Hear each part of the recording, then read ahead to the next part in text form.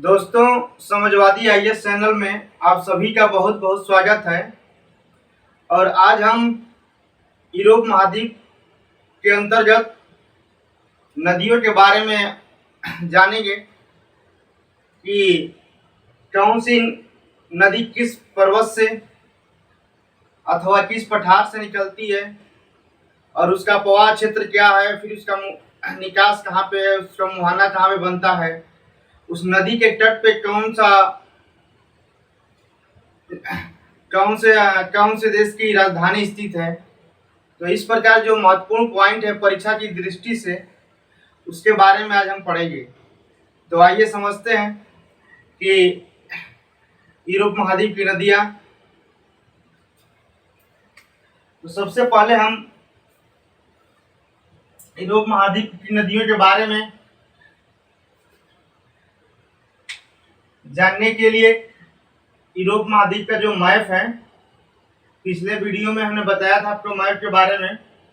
तो उसी मैप के आधार पे हम नदियों का विश्लेषण चार्ट बनाएंगे।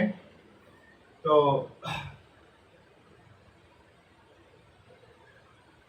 नदियां देखिए, जो यूरोप महाद्वीप का स्थल भूखंड है उसके अंतर्गत हमने नीचे वाले भाग में उत्तर से दक्षिण वाले क्रम में, उत्तर से दक्षिणी वाले दिशा में जब जाने पे नीचे वाले भाग में जो पर्वत थे उनके बारे में हम बताए थे।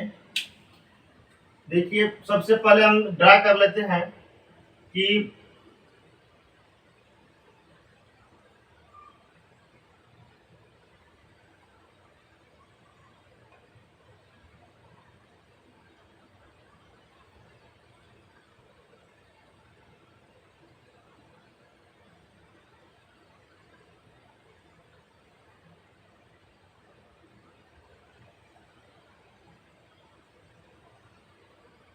ये हमारा बाल्टिक सागर है, ये जेटलाइन प्रायद्वीप है, उसके बाद से ये उत्तरी सागर है। और उत्तरी सागर के बाद जैसे आएंगे तो यहाँ डोवर की जल संधि मिलेगी। और डोवर के जल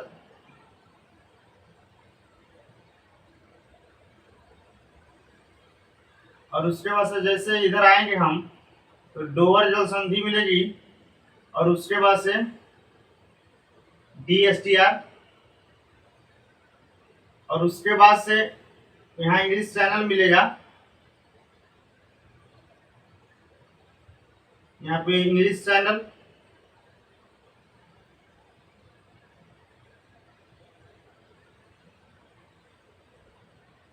और उसके बाद से जैसे इधर बढ़ेंगे तो ये विस्के की खाड़ी है। उसके बाद से ये स्पेन पुर्तगाल ये कैडिस की खाड़ी है। और उसके बाद से ये क्षेत्र है।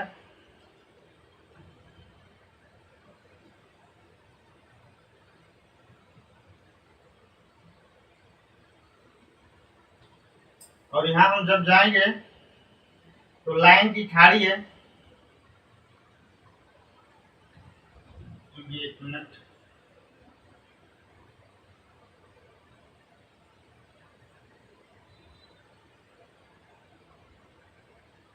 यहाँ पे लाइन की खाड़ी है। उसके बाद से जैसे आएंगे यहाँ पे इटली है।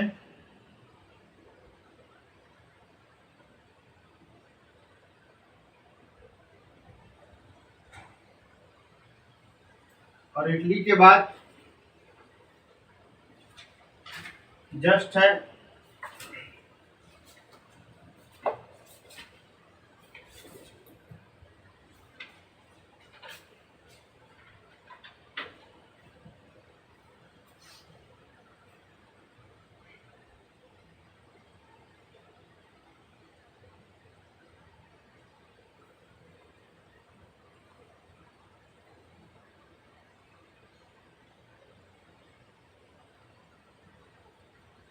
और ये क्षेत्र है।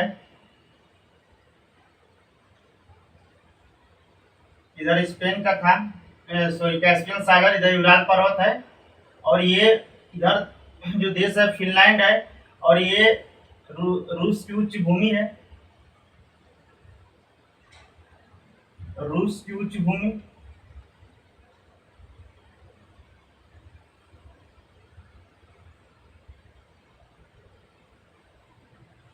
इस तो रूस का आधा हिस्सा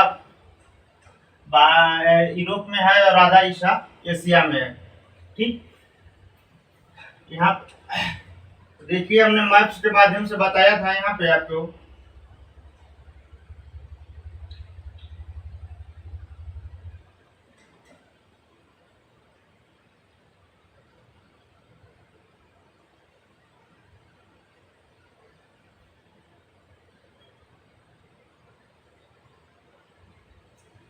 देखिए इन पर्वतों के बारे में हमने आपसे बताया था।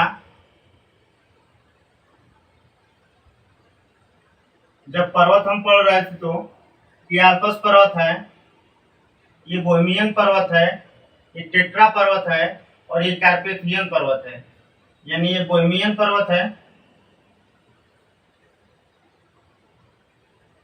बोहेमियन माउंटेन, ये टेट्रा माउंटेन और उसके बाद से एक कार्पेथियन माउंटेन,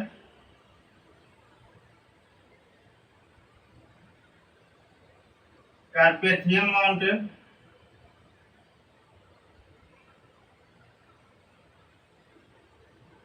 और उसके बाद से ये आल्प्स पर्वत है।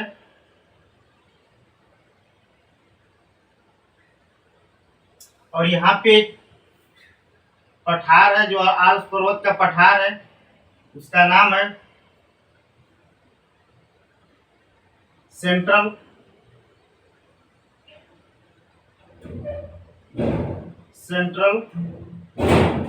मैसिफ, MASIF, मैसिफ का पठार।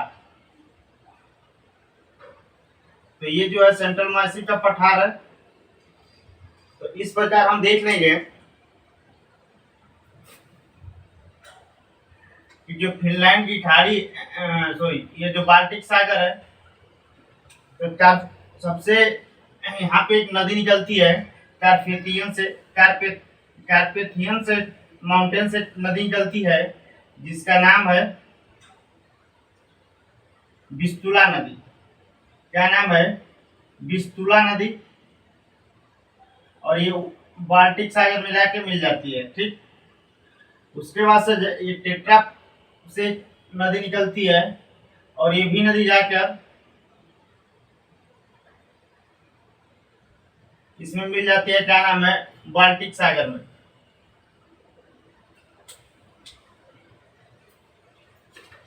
बाल्टिक सागर में मिल जाती है। तो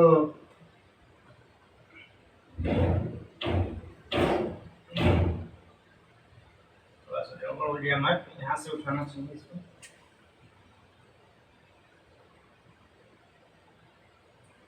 देखिए इस नदी का नाम है ओडर नदी। क्या नाम है? ओडर नदी।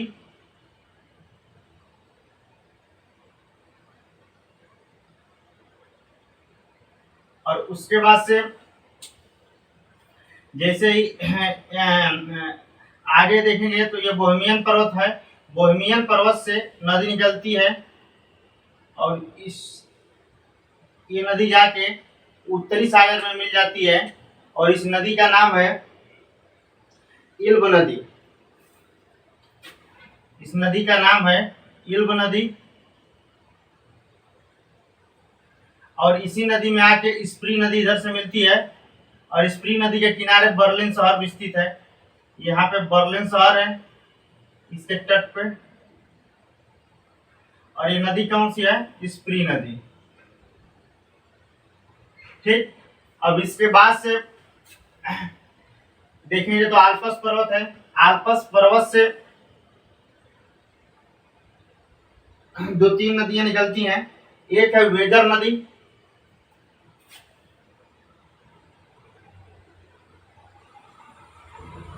इसका नाम है वेजर नदी।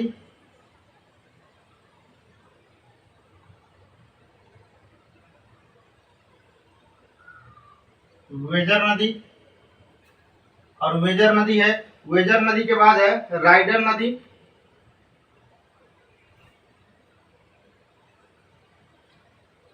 वेजर नदी है, फिर राइडर नदी है,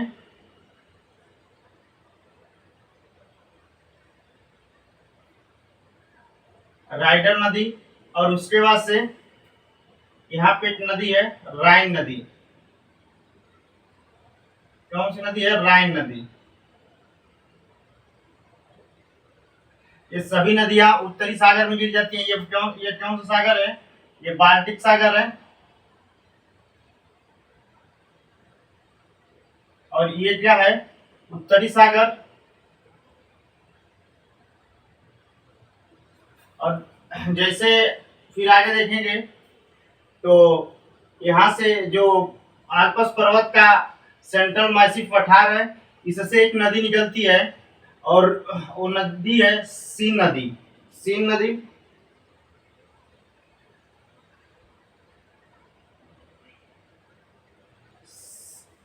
सीन नदी है। तो सीन नदी यहाँ जाके मिल जाती है।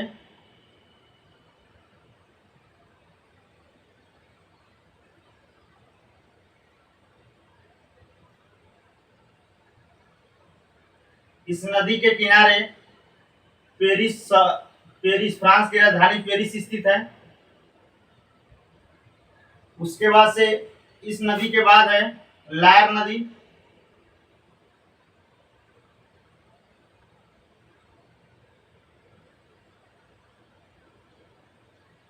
लायर नदी, और लायर नदी के बाद है बिस्के की खाड़ी में जाके गिरती एक नदी है, उसका नाम है गैरोन नदी।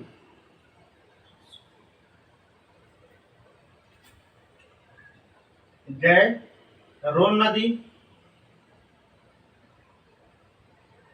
इस तरह हम देख लिए कि ऊपर के भागों में जो नदियां हैं इस पर्वतों से निकलने के लिए, तो कार्पेथियन पर्वत से विस्तुला नदी निकलती है, टेट्रा पर्वत से ओडर नदी निकलती है और बाल्टिक सागर में मुहाना बनाती है, बोहेमियन माउंटेन से इल्ब नदी निकलती है और ये जाके उत्तरी सागर में मिल जाती है। इससे जर्मनी की जो स्प्री नदी है, जिसके तट पे जर्मनी की राजधानी बर्लिन स्थित है, वो इसकी सहायक नदी है इल्ब नदी की।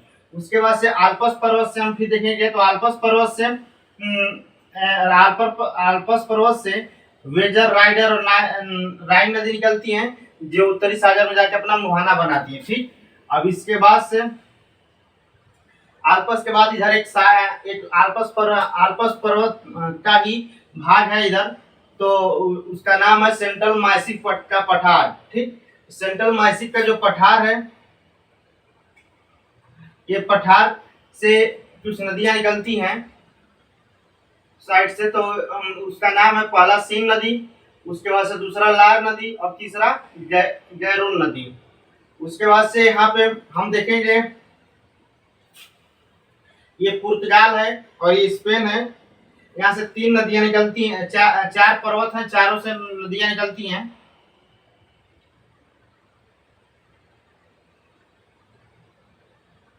यहाँ पे हम बताया थे आपको चार पर्वत, central Cordillera, Sierra Sierra Morena और सियरा नेवादा, और उसके बाद से वेटकन कार्डिलेरा। तो यहाँ उन पर्वतों से नदियां निकलती है।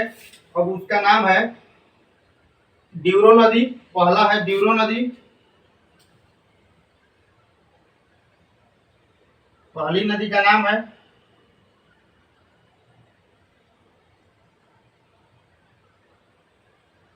ड्यूरो नदी। उसके बाद से टोजाइस नदी,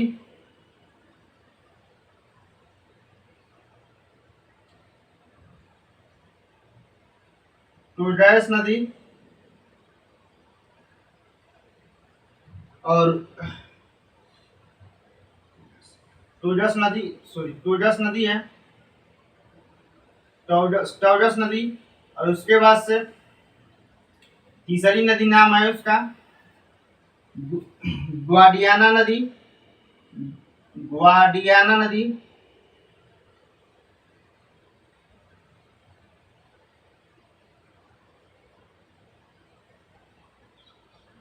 ग्वाडियाना नदी, और उसके बाद से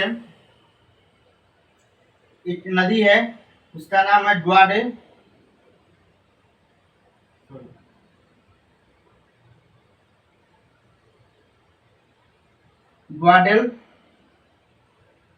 ट्यूबर नदी, ट्यूबर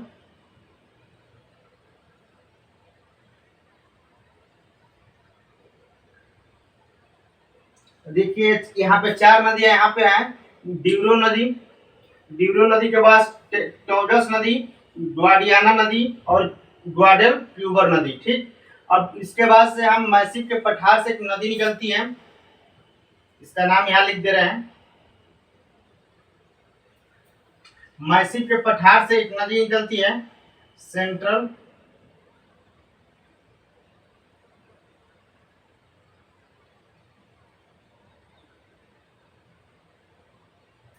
और उसका मुहाना बनता है सेंट।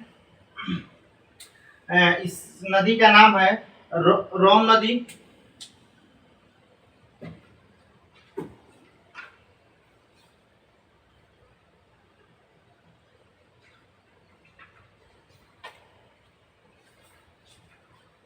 देखिए एक मिनट, इस नदी का नाम है रोन नदी और इसकी सहायक नदी का नाम है सियोन नदी।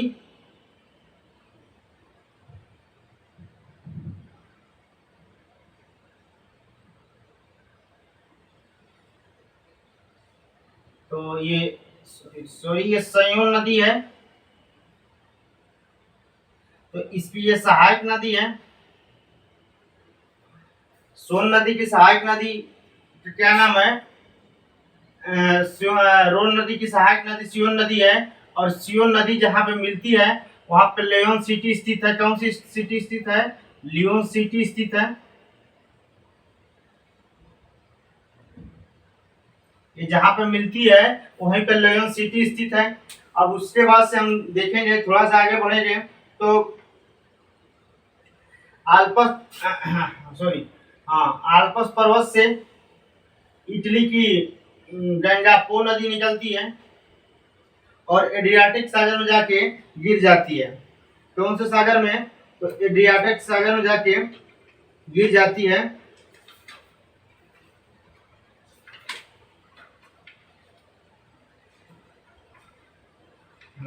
एक मिनट, वो नदी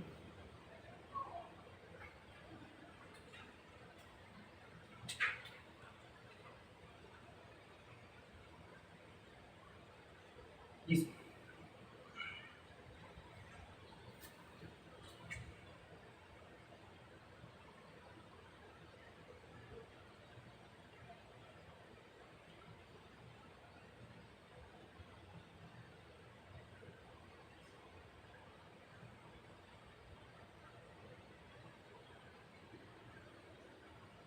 देखिए यहाँ से नदी निकलती है आल्पस पर्वत से और जाके एड्रियाटिक सागर में गिर जाती है। एड्रियाटिक सागर में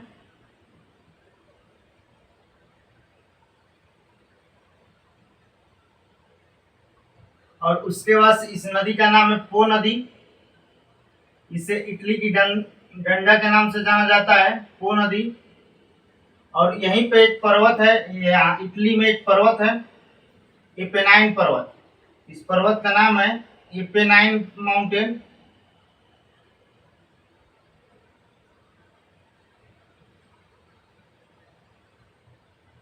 एपेनाइन पर्वत से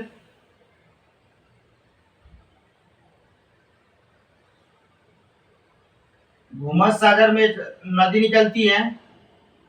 ये भूमध्य सागर है, भूमध्य सागर में एक नदी निकलती है जिसका नाम है टीबर नदी। कौन सी नदी? टीबर नदी।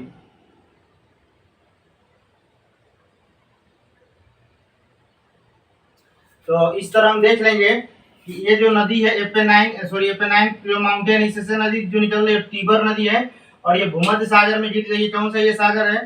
तो भूमध्य सागर है। ठीक,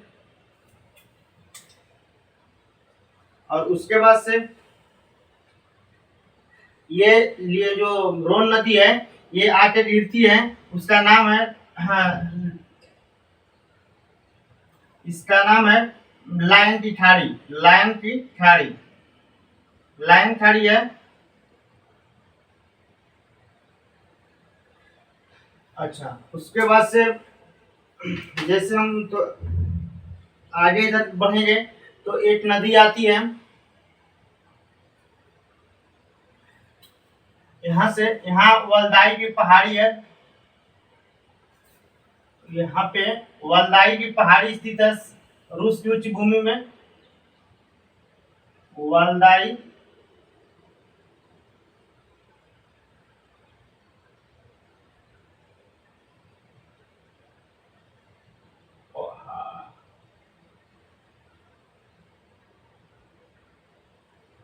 वलदाई की पहाड़ी स्थित है।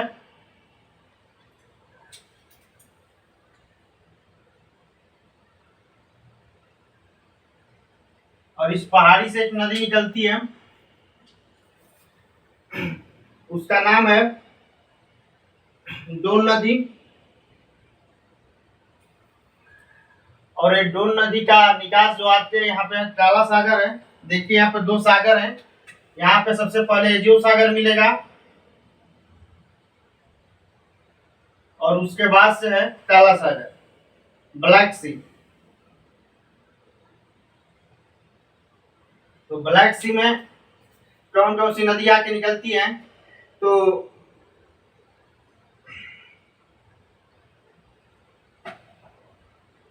यहाँ से एक नदी आती है, इस वालदाई की पहाड़ी से एक नदी आती है और यहाँ एजियो सागर में गिर जाती है। इस नदी का नाम है इस नदी का नाम है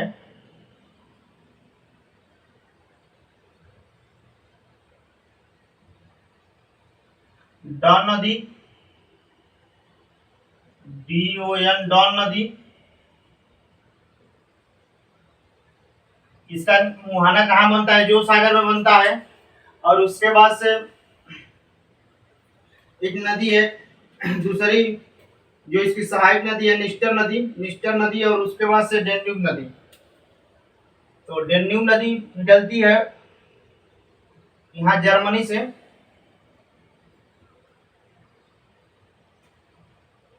देखिए राइन के बजल से निकलती है, यहाँ से राइन के बजल से ये यहाँ से निकलती है एक नदी, जिसका मुहाना हो जाता है ब्लैक सागर में। और उसके बाद से इसका नाम है डेन्यूब नदी।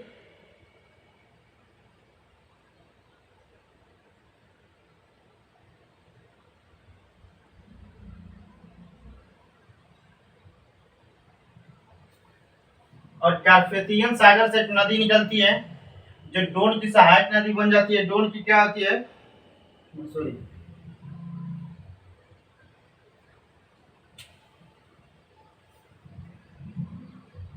उसके बाद से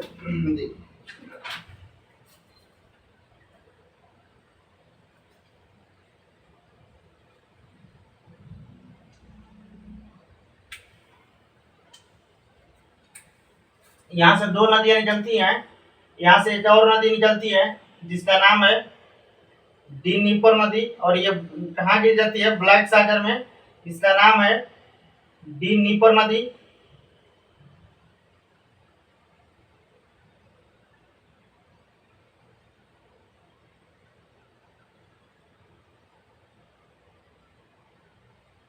और कार्पेथियन सागर से जो नदी निकलती है, उस नदी का भी मुहाना ब्लैक सागर में है।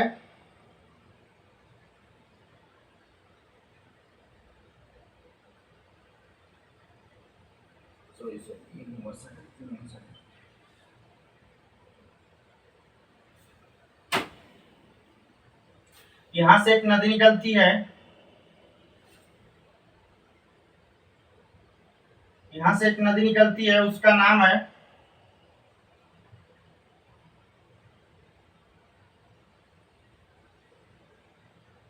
ये भी ब्लैक सागर में मिलती है। देखिए ब्लैक सागर में मिलने वाली तीन नदियां हैं। एक डी नीपर नदी है, एक डी निस्टर नदी है, डी निस्टर नदी।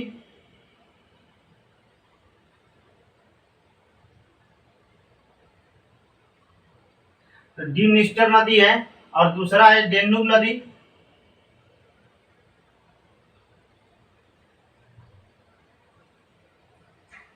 डेन्यूब नदी है जो काला सागर में गिरती है।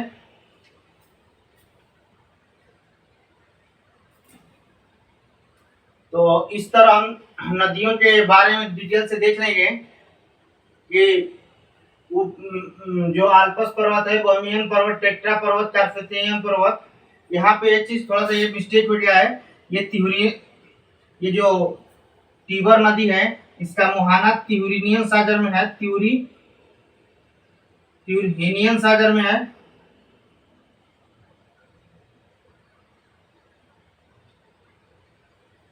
तो इस तरह हम देखेंगे कि सबसे पहली नदी जो है विस्तुला नदी है, कार्पेथियन पर्वत से ऊपर के साइड जो नदियां बहने वाली है, मतलब उत्तर दिशा में, तो विस्तुला नदी है।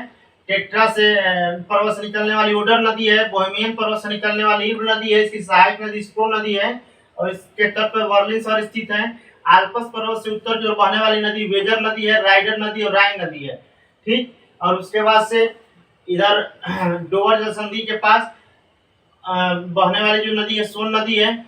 और उसके बाद से इंग्लिश चैनल के पास जो इसका मुहाना बनता है, तो वो नदी है क्या, लायर नदी है।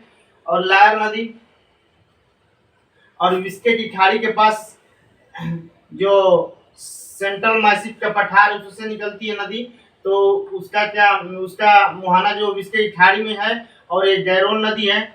उसके बाद से स्पेन और पुर्तगाल के जो पर्वत हैं मिक्स रूप से, उनसे जो नदियां निकलती हैं उनका नाम है ड्यूरो नदी, टॉगस नदी, और ग्वाडियाना नदी, और ग्वाडेल क्यूबर नदी। ठीक, और उसके बाद से हम देखेंगे यहाँ से कि क्या नाम है, आल्पस पर्वत से निकलती है एक नदी, और उसका नाम है रोन नदी।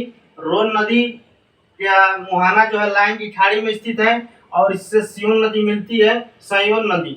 और ये जहाँ मिलती है वहाँ पे लियोन सिटी स्थित है। उसके बाद से आल्पस पर्वत से ही आता है, आल्पस पर्वत से एक नदी निकलती है, पो नदी, जो इटली में पास आके यहाँ एड्रियाटिक सागर में मुहाना बनाती है। इसे इटली की गंगा कहा जाता है। इटली में एक पर्वत है एपेनाइन पर्वत, एपेनाइन पर्वत, इससे टीबर नदी निकलती है। टीबर नदी का मुहाना है ट्यूरिनियन सागर। तो अब उसके बाद से नेक्स्ट नदी है डेन्यूब नदी। डेन्यूब नदी जर्मनी में स्थित ब्लैक फॉरेस्ट नदी पर्वत से निकलती है, और इसका मुहाना कहाँ बनता है, ब्लैक सी में। ठीक, और उसके बाद से कार्पेथियन पर्वत से डीनिस्टर नदी नीचे की तरफ निकलती है, मतलब दक्षिण की तरफ। डीनिस्टर नदी जो निकलती है नीचे दक्षिण की तरफ, इसका भी मुहाना ब्लैक सी में बन जाता है। और रूस के उच्च भूमि में एक पहाड़ी है, बलदाई की पहाड़ी। बलदाई की पहाड़ी से दो नदी निकलती है। पहली नदी है डॉन नदी, और दूसरी नदी है डी नीपर नदी। डी नीपर नदी और डॉन नदी, डॉन नदी का जो मुहाना बनता है वो एजेव सागर में बन जाता है। और उसके बाद से जो नीपर नदी है, नीपर नदी का जो मुहाना आके ब्लैक सी में बनता है, ठीक, काला सागर में। तो इस प्रकार यूरोप महाद्वीप के बारे में जो महत्वपूर्ण नदियां हैं उनको हम देख लिए। अब इससे जो संबंधित जो महत्वपूर्ण पॉइंट है उसको हम वन लीनियर के रूप में देखेंगे। तो इसको मिटा देते हैं।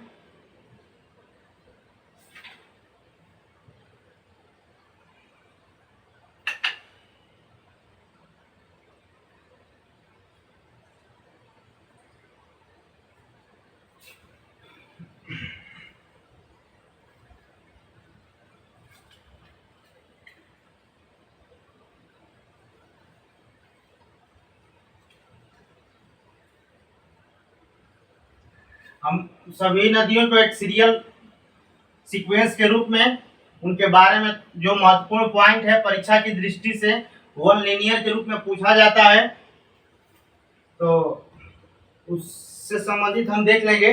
तो पहली नदी हम बताए थे कि पहली नदी थी जो कार्पेथियन पर्वत से निकली थी, तो उसका नाम था विस्तुला नदी। विस्तुला नदी। अब इस नदी के बारे में हम देखेंगे तो इसका स्रोत जो है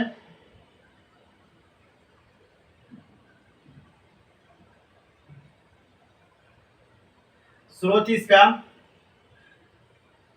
कार्पेथियन पर्वत से है।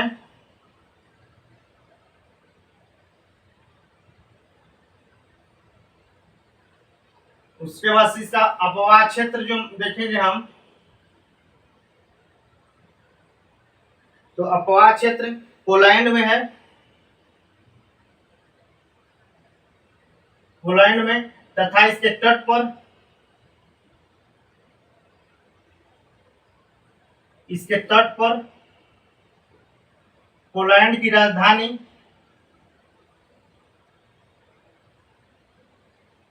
पोलैंड की राजधानी क्या, वार्सा स्थित है। वार्सा स्थित है। वार्सा जो पोलैंड की राजधानी है, इसी नदी के तट पे स्थित है, विस्तुला नदी के तट पे। अब इसके बाद से इसका जो निकास है, इसका निकास बाल्टिक सागर में है।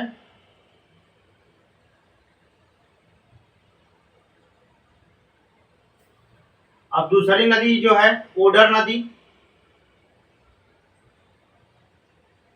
ओडर नदी, इस नदी का जो स्रोत है ये निकलती है टेट्रा प्रोस से, टेट्रा पर्वत से। उसके बाद से इसका अपवाह क्षेत्र है जर्मनी तथा पोलैंड की सीमा पर, जर्मनी और पोलैंड की सीमा पर।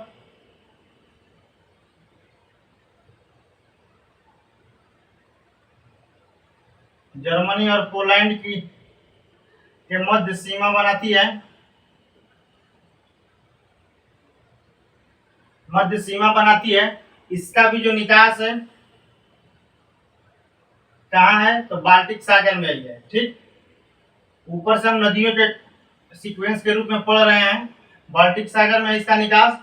अब इसके बाद से तीसरी नदी है इल्ब नदी। तो इल्ब नदी है ELB, इल्ब नदी। इस नदी के बारे में हम देखेंगे तो इसका स्रोत जो है बोहेमियन पर्वत से है। कहां से है, तो बोहेमियन पर्वत से। उसके बाद से इसका अपवाह क्षेत्र जो है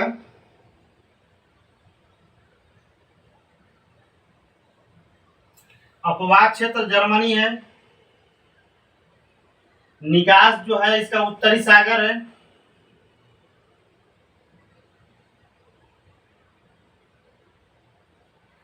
और उसके बाद से इल्ब नदी की सहायक नदी है, इसकी सहायक नदी यस्प्री नदी है। कौन सी नदी है, यस्प्री नदी है। यस्प्री नदी के किनारे, यस्प्री नदी के तट पर जर्मनी की राजधानी बर्लिन स्थित है। क्या स्थित है, तो बर्लिन स्थित है। तो इस तरह हम देख लिए कि और इसके तट पर और इसके मुहाने पर एक चीज, इसके मुहाने पर, इल्ब नदी के मुहाने पर हैम्बर्ग बंदरगाह स्थित है। ठीक, बंदरगाह।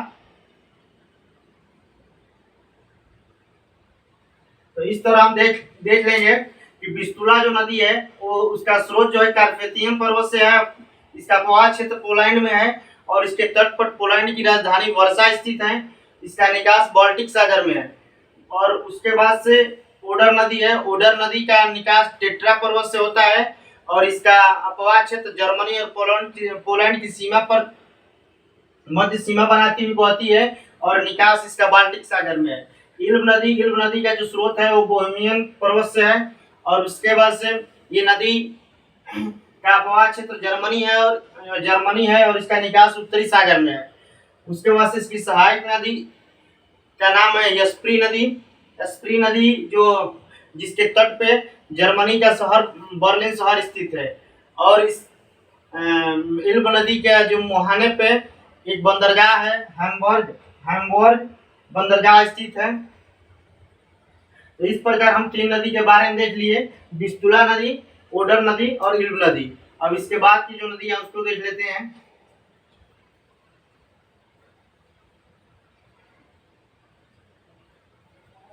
तो इसके बाद है चौथी नदी रोजर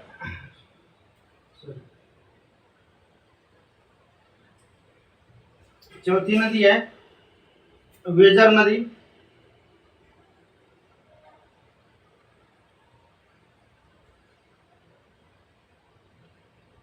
ये वेजर नदी, इसका जो मुहाना है, इसका स्रोत जो है आल्पस पर्वत है।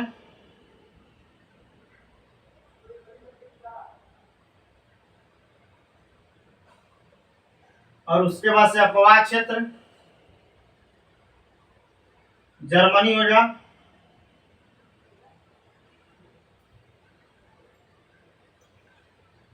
और उसके बाद से मध्य जर्मनी है। और उसके बाद से इसका मुहाना उत्तरी सागर में है।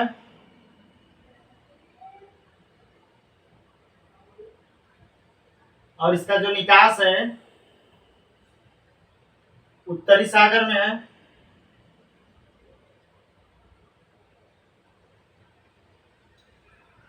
और इस नदी का बंदरगाह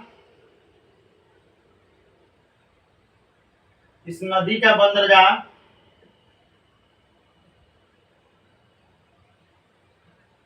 ब्रेमेन स्थित है। ब्रेमेन इसके मुहाने पर स्थित है।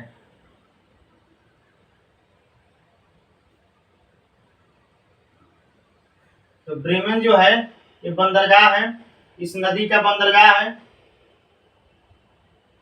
और उसके बाद से नेक्स्ट नदी है पांचवा राइन नदी।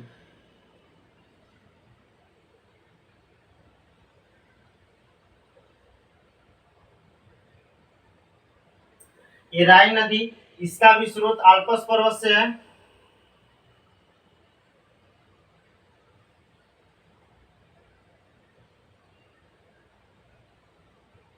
उसके बाद से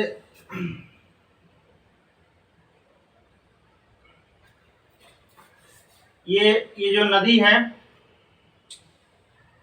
इसका निकास भी उत्तरी सागर में है। लेकिन ये नदी जो है जैसे ही जर्मनी के दो शहर जर्मनी के बन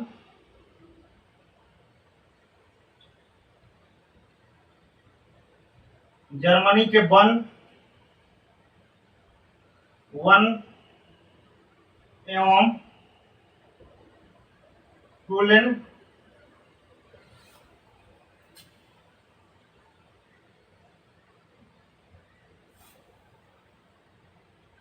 शहरों के बाद यह 3 शाखाओं में बढ़ जाती है। कितने शाखाओं में? तो 3 शाखाओं में बढ़ जाती है। ये नदी 3 शाखाओं में बढ़ जाती है। और उसके बाद से इसकी पहली शाखा, इसके दक्षिण वाली शाखा का नाम हो जाता है, दक्षिण में एक बहती है। तो दक्षिण वाली शाखा का नाम होता है वाल नदी के नाम से जानते हैं। दक्षिण के बाद है मध्य की शाखा।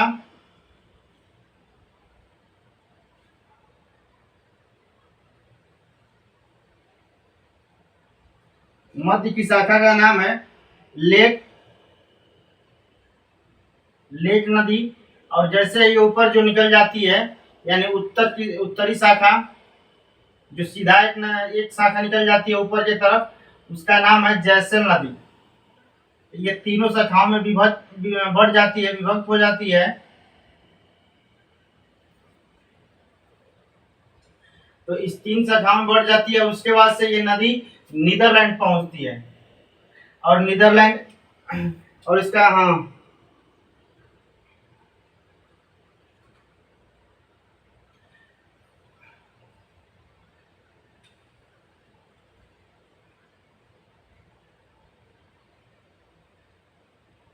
और ये तीनों शाखाओं में बंटने के बाद ये नदी का निकास जो होता है उत्तरी सागर में हो जाता है।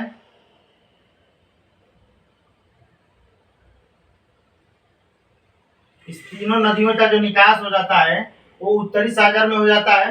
यानी जब ये राइन नदी नीदरलैंड के पास पहुंचती है, जर्मनी के वन और कोलन नगर शहरों के बाद जब ये आगे बढ़ती है और नीदरलैंड पहुंचती है, तो उस कंडीशन में तीन शाखाओं में बढ़ जाती है और तीन नदी के नाम से जानी जाती है। वहां पे दक्षिणी शाखा वाल नदी, मध्य की शाखा लेक नदी और उत्तरी शाखा जो सीधे जाती है उसका नाम है जैसल नदी। अब ये तीनों नदियों का जो निकास होता है वो उत्तरी सागर में ही होता है, लेकिन वहां पे तीन भागों में बढ़ जाती है। और उसके बाद से इसे राइन नदी विश्व की, इसलिए कहा जाता है कि राइन नदी विश्व की सबसे व्यस्त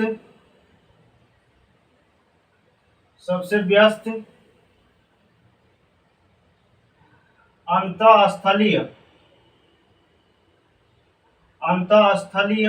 जली मार्ग है। क्या है? तो अंतःस्थलीय जल मार्ग है। तो राइन नदी जो है, राइन नदी विश्व की सबसे व्यस्त अंतःस्थलीय मार्ग है। तो इस तरह हम देख लिए कि वेदर नदी और राइन नदी के बारे में जो महत्वपूर्ण पॉइंट थे। राइन नदी आल्प्स पर्वत से निकलती है और उसके बाद से ये तीन शाखाओं में बढ़ जाती है। इसका मुहाना उत्तरी सागर में हो जाता है। वेजर नदी का जो महत्वपूर्ण बंदरगाह है उसका नाम है ब्रेमेन बंदरगाह है। इसका भी निकास उत्तरी सागर में होता है। इस प्रकार आगे की नदी है हम उसको देखते हैं, म्यूस नदी। तो म्यूस नदी का निकास भी आल्प्स पर्वत से म्यूस नदी का स्रोत भी आल्प्स पर्वत से होता है। तो छठवां नदी है म्यूस नदी।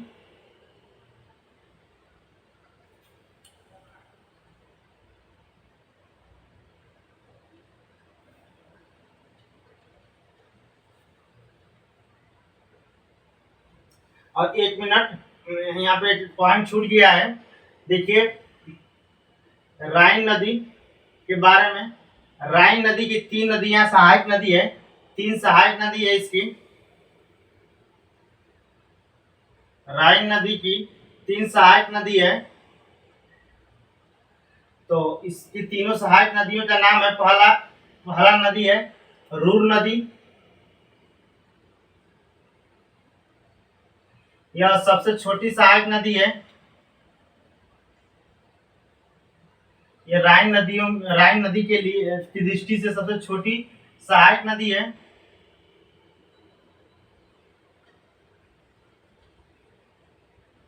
और उसके बाद से यह राइन की, यहाँ पे लिख लेंगे, यह राइन की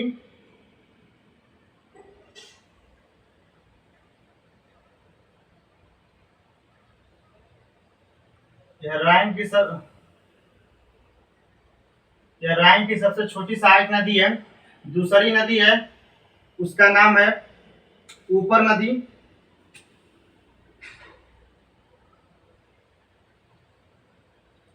यह दूसरी सहायक नदी है।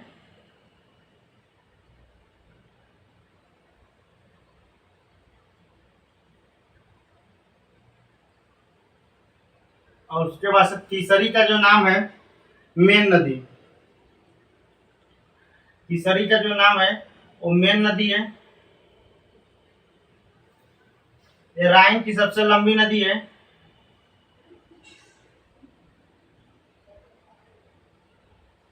सबसे लंबी सहायक नदी है।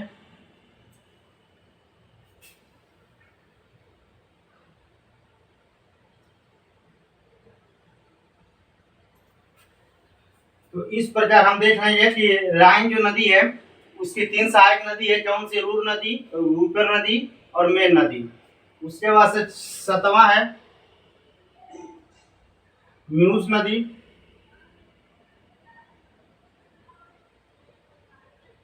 म्यूस नदी के बारे में हम देखेंगे कि इसका भी जो निकास है वो आल्पस पर्वत से है।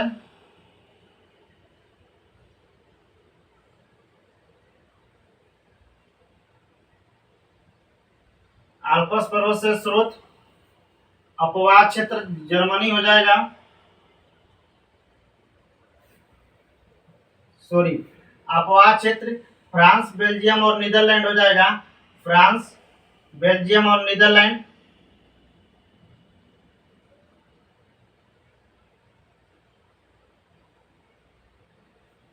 और इसका निकास जो है, इसका निकास जो है उत्तरी सागर में हो जाएगा। इसका निकास जो है उत्तरी सागर है। और म्यूस नदी के बाद नेक्स्ट नदी है सीन नदी।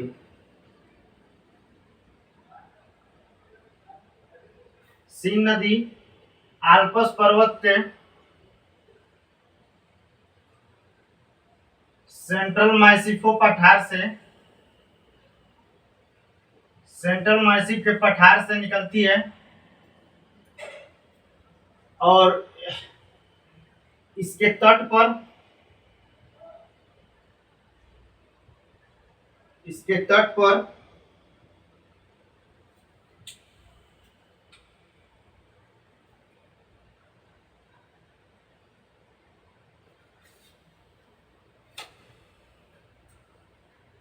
इसके इसके तट पर फ्रांस की राजधानी पेरिस राजधानी स्थित है। और उसके बाद से नेक्स्ट पॉइंट है सीन नदी। इसका जो निकास है, निकास इंग्लिश चैनल है, इंग्लिश चैनल के पास।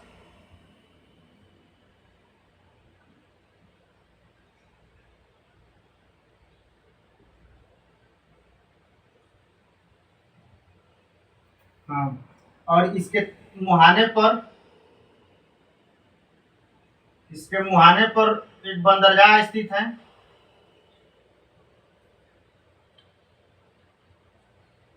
लिहारवे, लिहारवे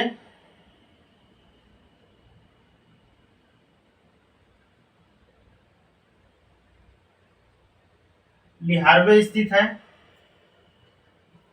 इसके मुहाने पर लिहारवे बंदरगाह स्थित है।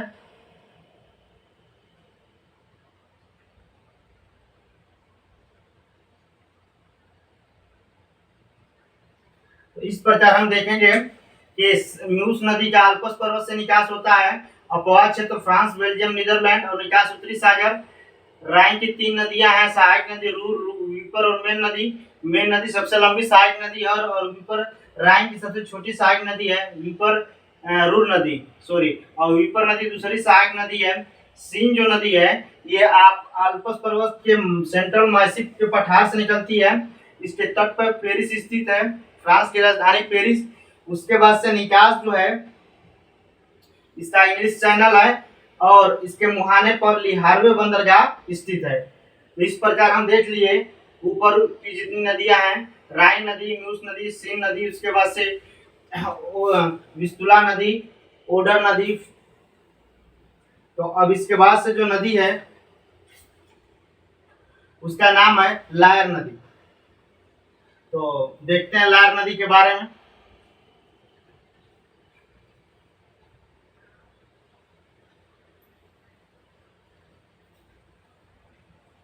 तो लायर नदी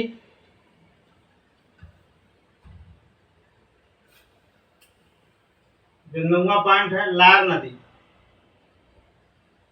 तो लायर नदी, इसका भी आल्प्स पर्वत, इसका भी जो स्रोत है वो आल्प्स पर्वत के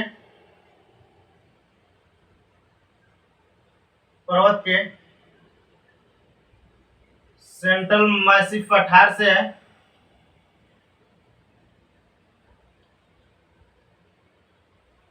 और उसके बाद से इसका अपवाद क्षेत्र फ्रांस में है और विकास की तो निकास की जो है अपवाद क्षेत्र फ्रांस में है।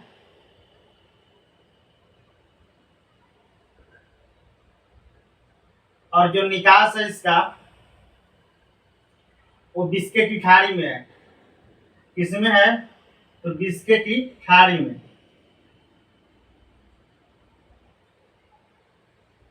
और उसके बाद से लार नदी। लार नदी का प्रमुख बंदरगाह नाइन्टिस है।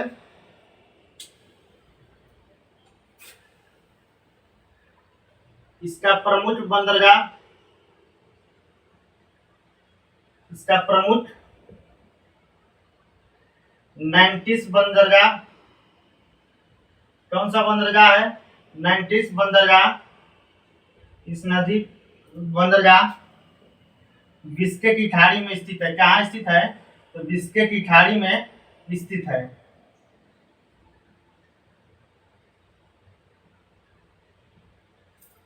अब उसके बाद से नेक्स्ट है,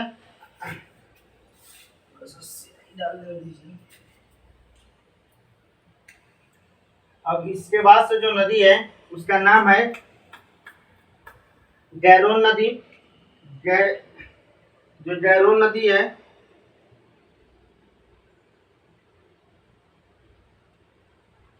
तो गैरोन नदी के बारे में हम ये देखेंगे कि इस नदी का जो मुहाना है,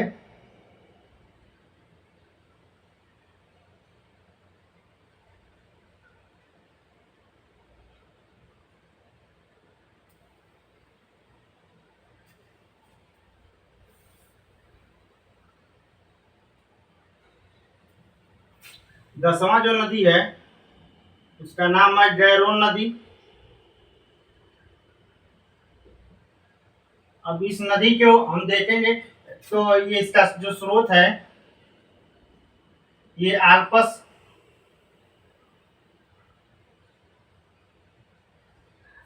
पर्वत के सेंट्रल मैसिव पठार से भी इसका भी है। यानी सेंट्रल मैसिव पठार से तीन नदियां निकलती हैं, लार नदी, गैरोन नदी और सीन नदी। ये हमें ध्यान देना है कि इस पठार से कितनी नदियां निकलती हैं, तो तीन नदी। अब देखिए इसका अपवाह क्षेत्र जो है,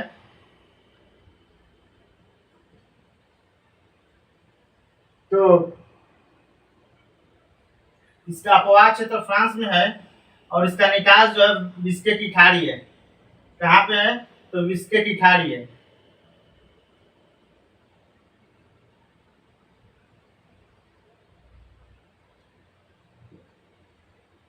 देखिए तो गैरोन नदी का जो निकास है वो आल्पस पर्वत के सेंट्रल मैसिव पठार से स्रोत है, और अपवाह क्षेत्र फ्रांस से, और निकास कैसे है?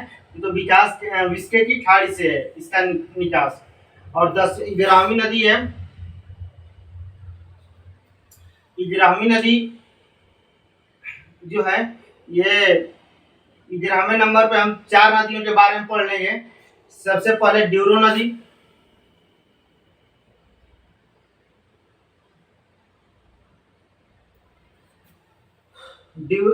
ड्यूरो नदी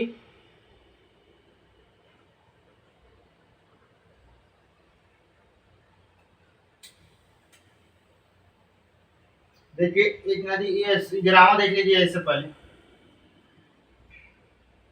एक नदी वहां पे छूट गया था, इब्रो नदी हम बताना मैप में, तो उसका नाम है इब्रो नदी।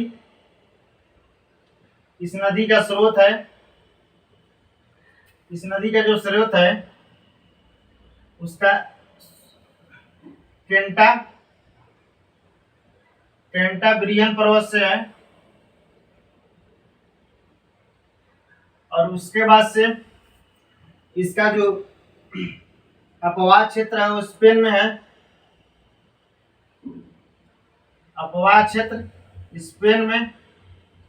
और उसके बाद जो इसका निकास है वो भूमध्य सागर में। कहाँ पे है? तो निकास भूमध्य सागर में।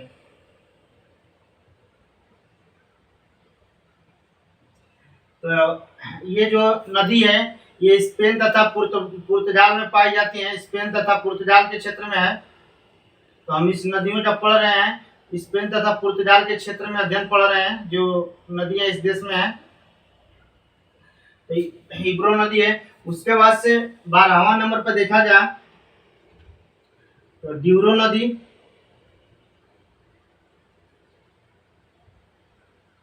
ड्यूरो नदी है। फिर उसके बाद से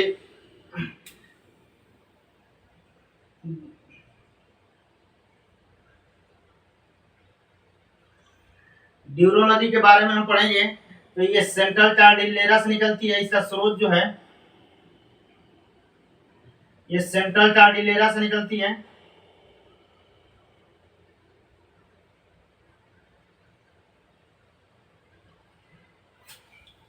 और इसका प्रवाह क्षेत्र पुर्तगाल और स्पेन हो जाएगा।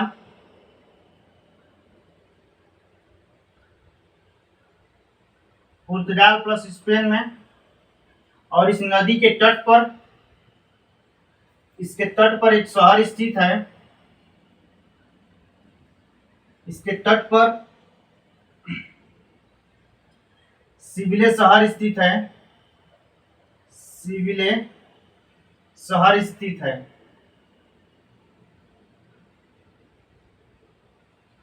शहर स्थित है जो स्पेन का सबसे गर्म स्थान है। जो स्पेन का सबसे गर्म स्थान है।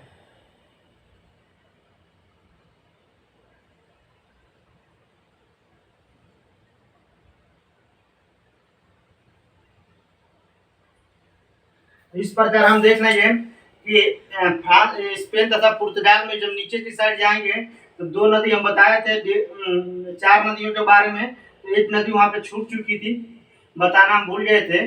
वहाँ एक नदी है इब्रो नदी, जो पेरेनिस पर्वत के नीचे एक पर्वत है, कैंटाब्रियन पर्वत, उसी पर्वत से एक नदी निकलती है, इब्रो नदी। और इसका मुहाना जो है भूमध्य सागर में है और इसका प्रवाह क्षेत्र स्पेन में है।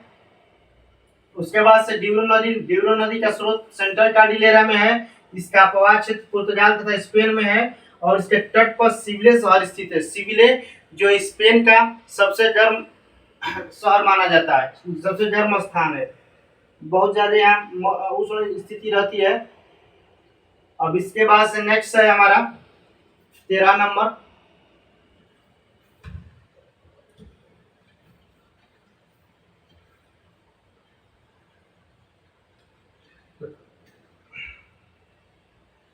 तो 13 नंबर हम देखेंगे तो ड्यूरो नदी जो सेंट्रल कार्डिलेरा के बाद जो नदी है, उस नदी का नाम है टॉजस नदी।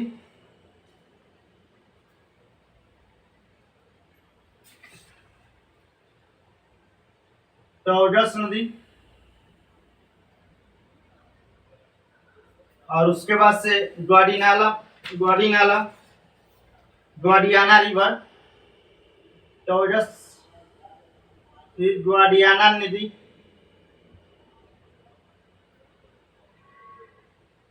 और उसके बाद से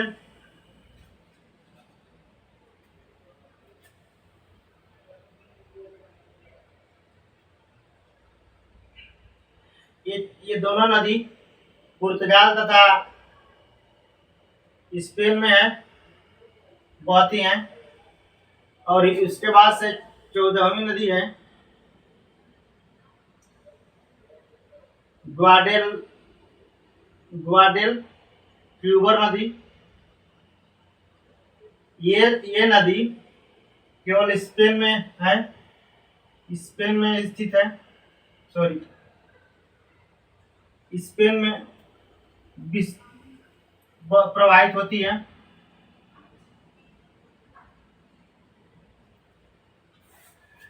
और 15वां इसके बाद से हम देखेंगे नदी तो रोन नदी। तो रोन नदी के बारे में हम बताए थे कि इसका जो स्रोत है, रोन नदी का भी स्रोत आल्पस पर्वत के, देखिए वहां पे थोड़ा सा मिस्टेक हो गया था, आल्पस पर्वत के सेंट्रल मैसिफो पठार से है, सेंट्रल मैसिफ के पठार से है। और इसका अपवाह क्षेत्र फ्रांस हो जाएगा। और निकास जो है वो लाइन की खाड़ी हो जाएगी।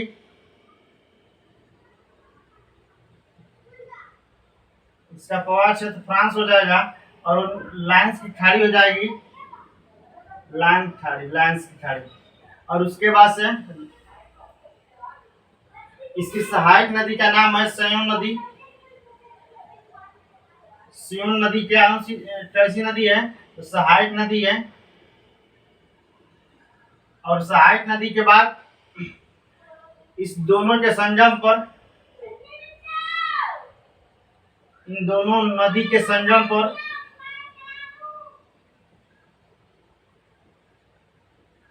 कौन सा शहर स्थित है? तो लियोन सिटी स्थित है। कौन सा शहर? तो लियोन सिटी स्थित है।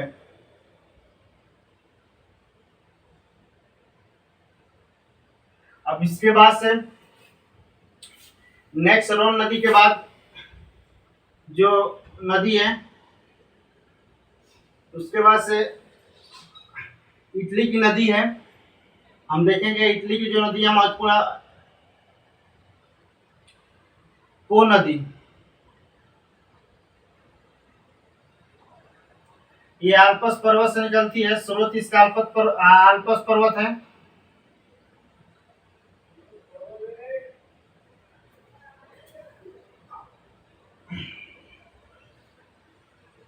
अपवाह क्षेत्र उत्तरी इटली हो जाएगा।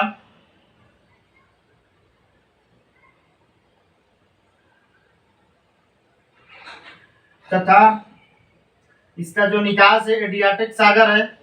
हमने मैप के माध्यम से बताया था कि इसका जो निकास है वो एडियाटिक सागर है।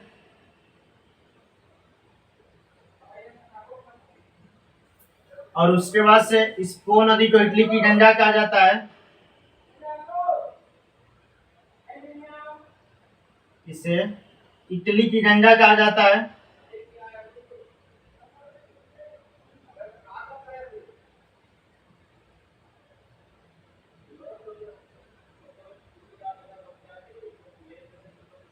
अब उसके बाद से इसमें कोई और पॉइंट नहीं है।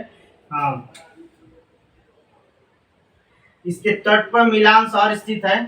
इसके तट पर मिलान शहर स्थित है।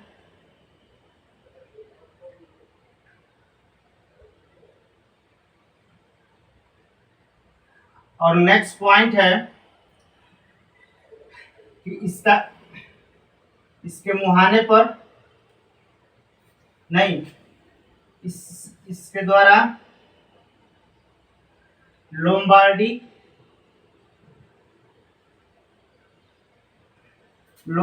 का मैदान का निर्माण हुआ है। लोम्बार्डी के मैदान का निर्माण हुआ है। तो इस प्रकार हम देख लेंगे कि रोन नदी का आल्पस पर्वत के सेंट्रल मैसिव के पठार से स्रोत है और अपवाह क्षेत्र फ्रांस है। और निकास कहाँ से है? लाइन्स की खाड़ी में है। और इसकी सहायक नदी सियोन नदी है। और इस दोनों नदियों के संगम पे लियोन सिटी स्थित है। उसके बाद से इटली में जो पो नदी है, इसका स्रोत आल्पस पर्वत है। अपवाह क्षेत्र उत्तरी इटली में है। निकास जो है एड्रियाटिक सागर में। इसे इटली की गंगा कहते हैं। और इसके तट पे मिलान शहर स्थित है। और इसके द्वारा लोम्बार्डी का मैदान का निर्माण हुआ है। अब इटली में दूसरी नदी जो बची है वो एपेनाइन पर्वत से निकलती है, टीबर नदी। तो टीबर नदी के बारे में हम देख लेते हैं। तो इसमें मिटा दे रहे हैं। नेक्स्ट पॉइंट हमारा 17 है।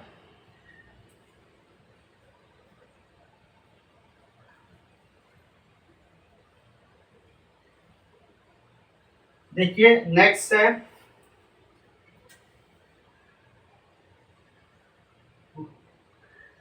टीबर नदी।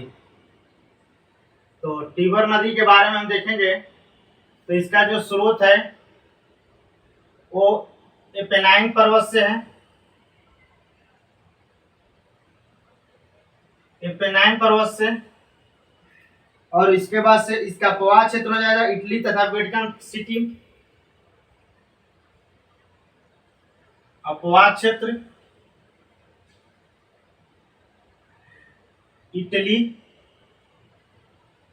तथा वेटिकन सिटी। और उसके बाद से इसका जो निकास हो जाएगा वो त्यूरिनियन सागर है, त्यूरिनियन सागर।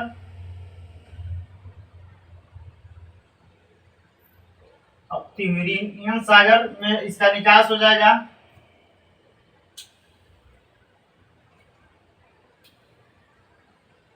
इसके तट पर,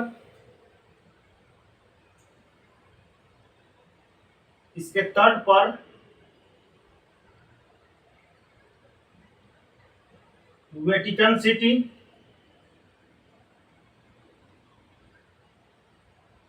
इसके तट पर वेटिकन सिटी तथा वेटिकन सिटी तथा इटली की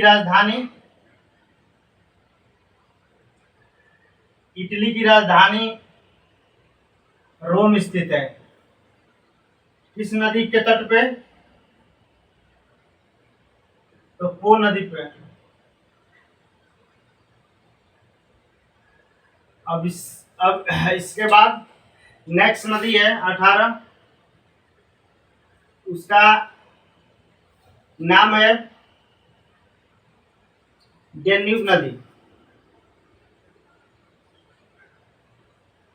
तो डेन्यूब नदी,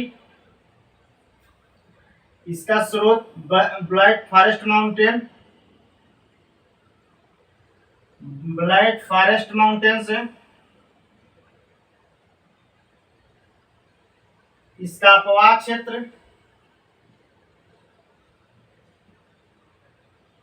9 देश तथा 4 राजधानियां इसके तट पर स्थित हैं।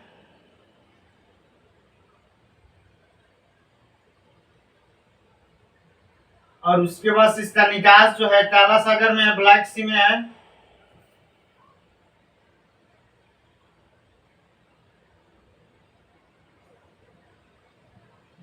ब्लैक सी में है काला सागर। और उसके बाद से डेन्यूब नदी के बाद जो है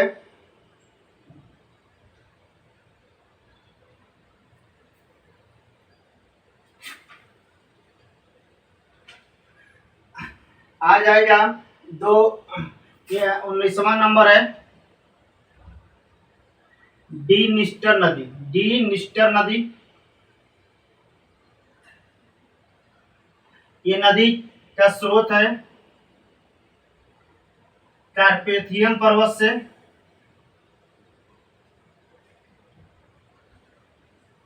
इसका स्रोत कहां से है? तो कार्पेथियन पर्वत से। और उसके बाद से इसका अपवाह क्षेत्र का है, तो अपवाह क्षेत्र मालदोवा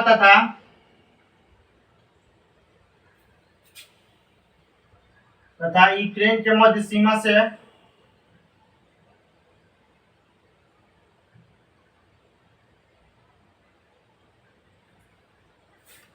और इसका निकास जो है ये भी ब्लैक सागर में गिरती है, यानी काला सागर में।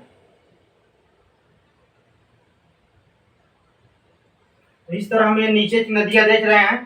तो डीनिस्टर नदी का उद्गम कहाँ से है? कार्पेथियन पर्वत से। इसका प्रवाह क्षेत्र जो प्रवाहित होती है मालदोवा देश तथा यूक्रेन के मध्य सीमा बनाती हुई बहती है। और इसका निकास जो है ब्लैक सी में है। डेन्यूब नदी के बारे में देख ले, ब्लैक फॉरेस्ट माउंटेन जर्मनी से निकलती है। ये 9 देशों से और 4 देशों की राजधानी से बहती हुई ब्लैक सागर में अपना मुहाना बनाती है। और उसके बाद से टिबर नदी के बारे में पेनाइन पर्वत से निकलती है और इसका निकास त्यूरिनियन सागर में होता है। इसके तट पर इटली की राजधानी स्थित है टिबर नदी के।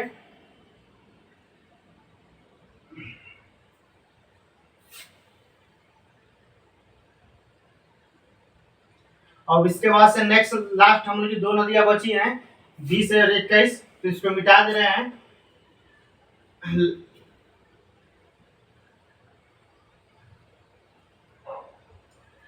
लास्ट 2 नदियां हैं वो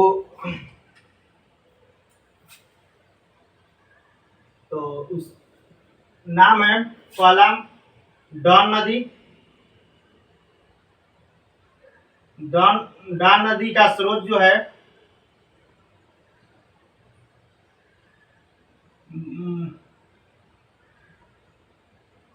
वालदाई पहाड़ी से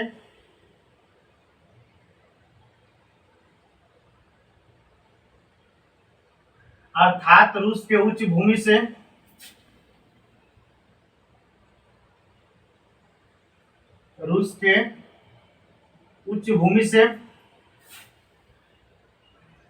और उसके बाद से इसका प्रवाह क्षेत्र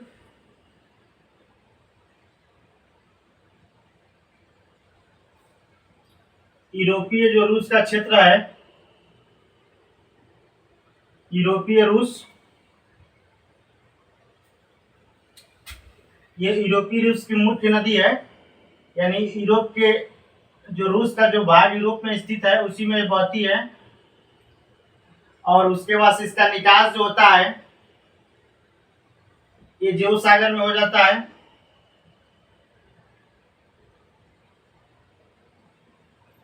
और 21वां लास्ट नदी है, इसका नाम है नीपर नदी।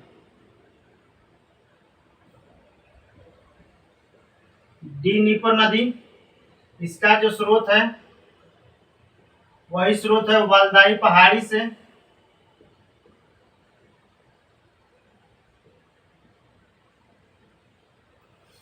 और रूस के उच्च भूमि से,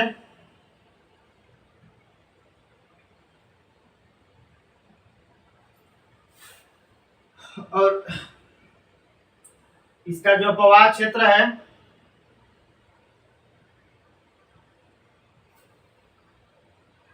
अपवाह क्षेत्र बेलारूस तथा यूक्रेन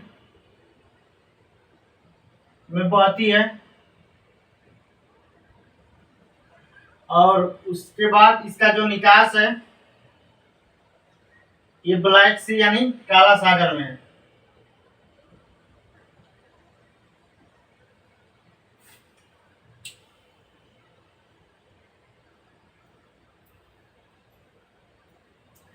और लास्ट पॉइंट है, इसके तट पर यूक्रेन की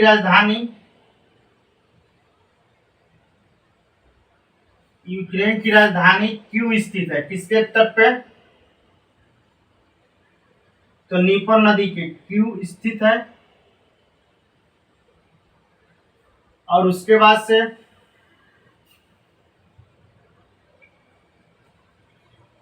इसके तट पर यूक्रेन की राजधानी क्यों स्थित है।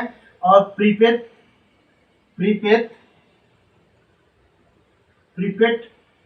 नदी सहायक नदी है इसकी।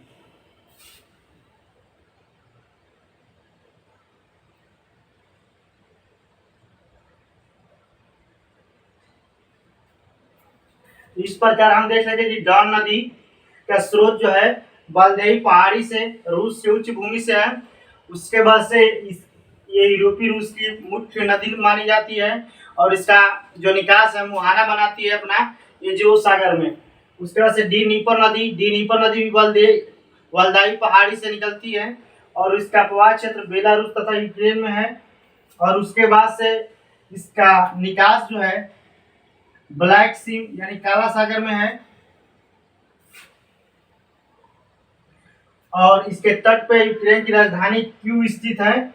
और प्रीपेट नदी इसकी क्या है? सहायक नदी है। इस तरह हम यूरोप महाद्वीप के अंतर्गत 20-21 नदियों का अध्ययन किया जो परीक्षा की दृष्टि से बहुत ही इम्पोर्टेंट है। तो आज के वीडियो में हम यहीं तक रहने देते हैं। उसके बाद से नेक्स्ट टॉपिक को हम अगले वीडियो में पढ़ेंगे। तो धन्यवाद।